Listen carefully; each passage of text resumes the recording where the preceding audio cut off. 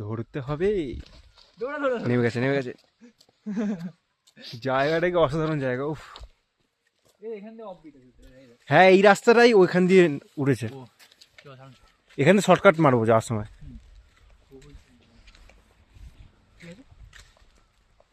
Pine ফরেস্টের মধ্যে দিয়ে আমরা হেঁটে যাচ্ছি। এখানে এখন যদি এখানে যদি বৃষ্টি হয় আমরা পুরো ফেসে যাবো, ঠিক আছে। আর এই পাশ কিছু বুনো জিনিসপত্র বেরিয়ে, হ্যাঁ এখন যদি তাহলে তো হয়েই যাবে, তাহলে তো কোনো কথাই নেই।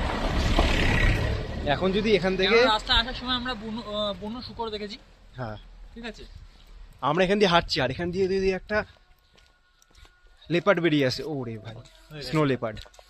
যদিও এখানে স্নো লেপার্ড মানে স্নো থাকবে না, লেপার্ড নর্মাল লেপার্ডের মতো থাকতে পারে। ওই জন্য পাহাড়ে এরকম রাস্তা রাতের বেলা অ্যাভয়েড করা উচিত রাইড বা গাড়ি চালানোর সময়। আর আগে আছে মনে হয় সেই ভিউ পয়েন্ট, যাই ভিউ পয়েন্ট করছি, এখনও দেখা পাচ্ছি না।